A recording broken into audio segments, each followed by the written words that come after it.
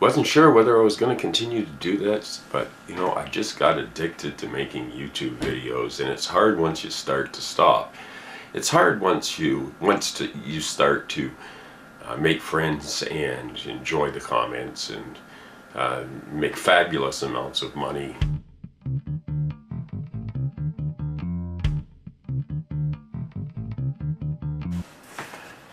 Has anybody else noticed that every time there's one of these horrible tragedies, mass shootings, within hours there are all over the internet people saying it's a false flag, it's a false flag.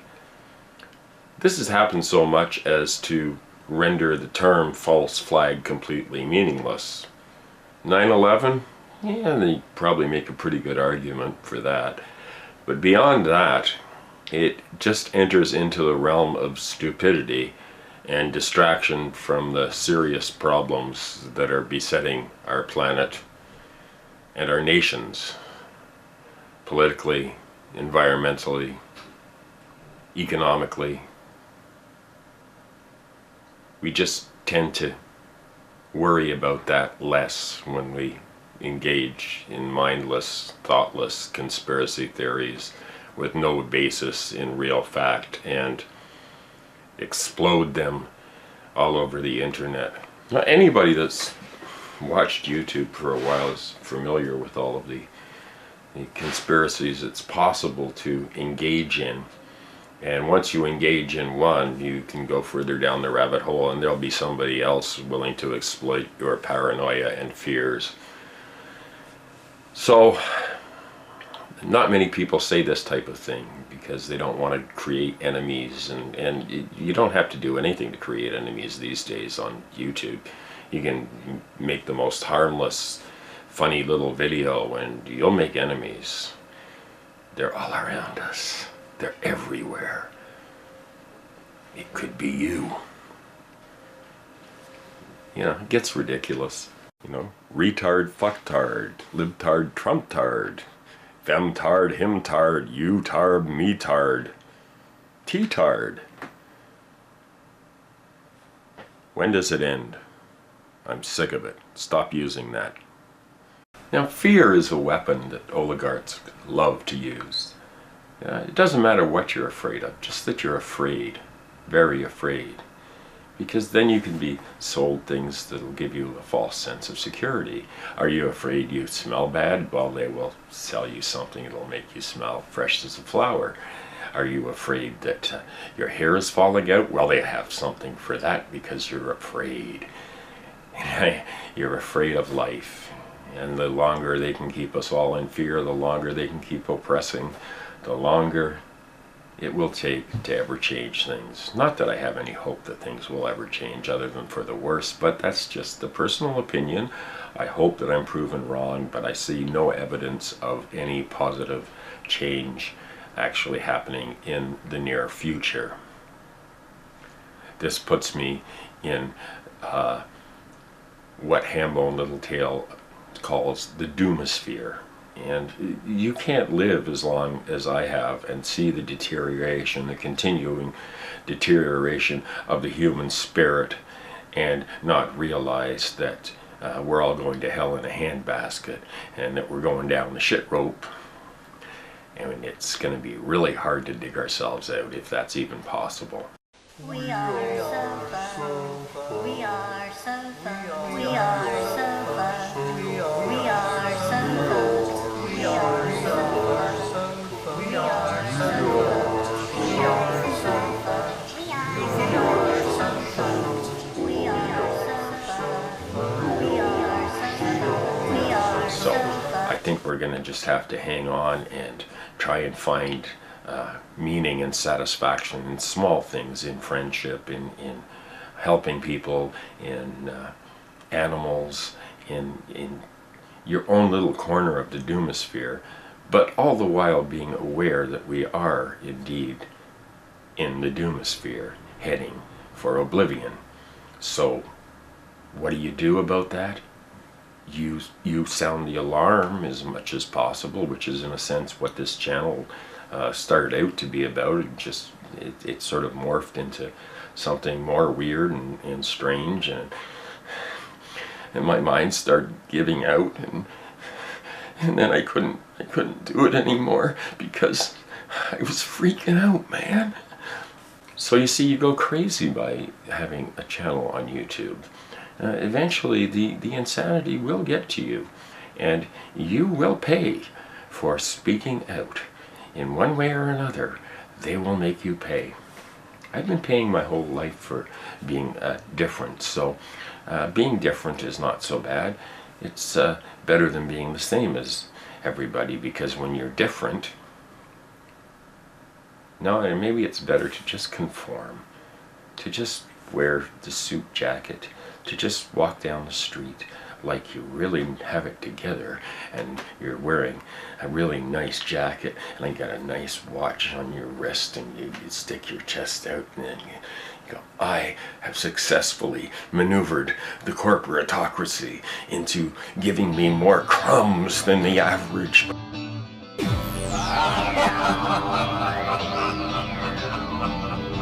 Israel will not allow Iran's regime to put a noose of terror around our neck. We will act without hesitation to defend ourselves. And we will act if necessary, not just against Iran's proxies that are attacking us, but against Iran itself.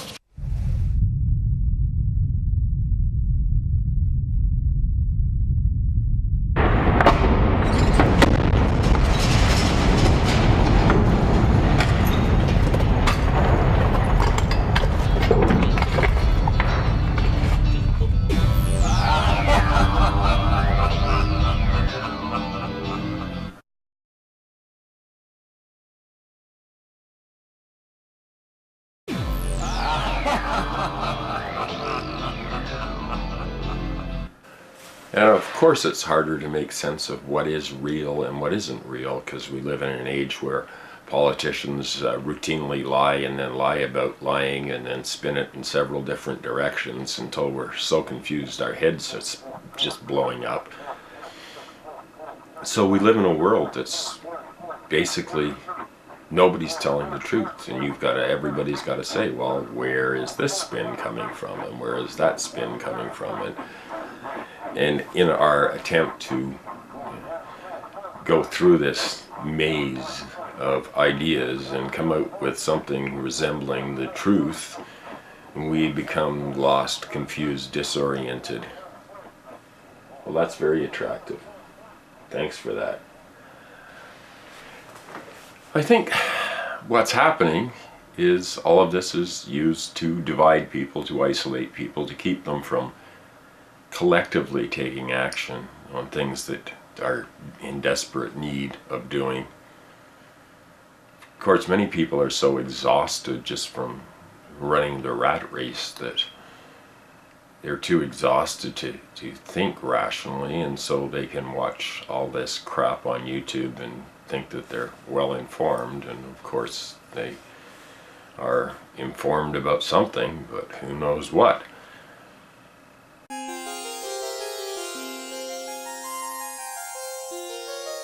Well, I'm back, and it's evening time, and it's the time of night where I just like to lay back and enjoy my favorite beverage, and ask you all to join me in a toast.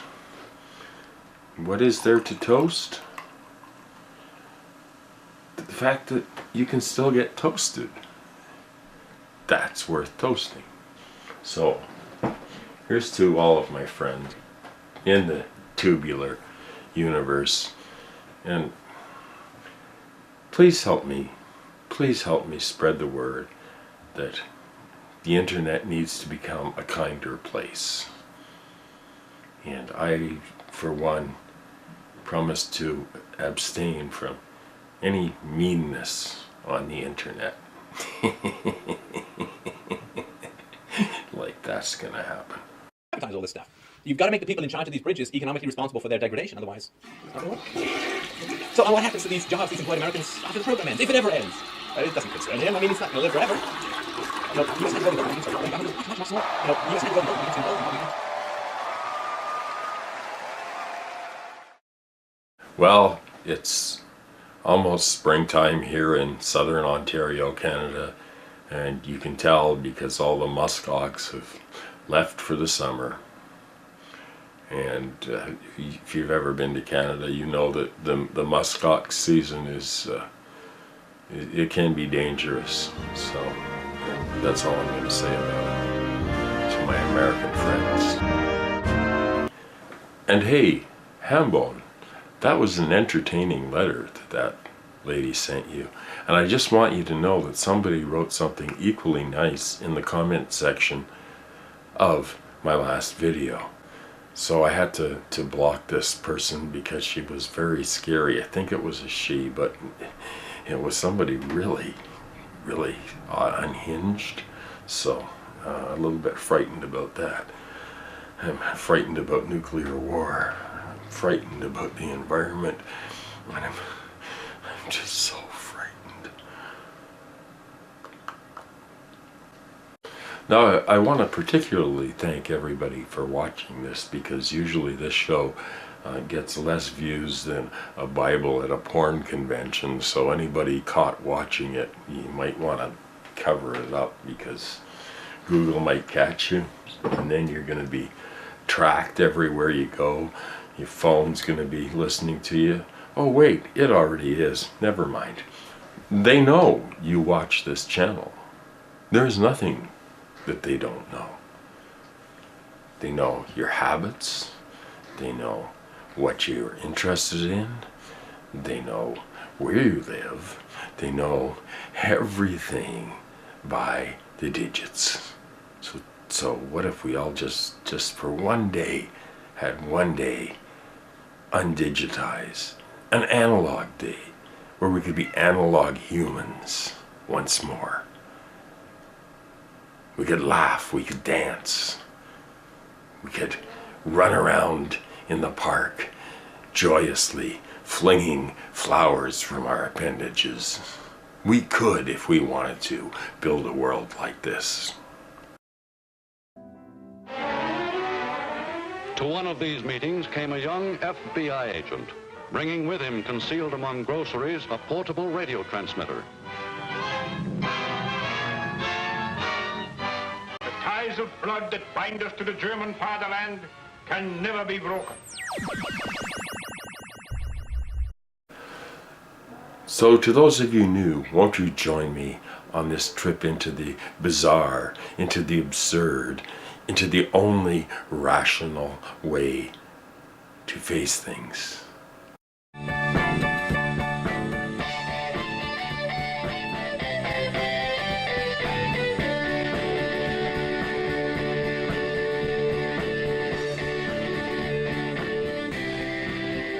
Is anybody out there? There were also reports that the FBI was illegally spying on other nonviolent groups of Americans, meeting in churches and in Quaker houses of worship.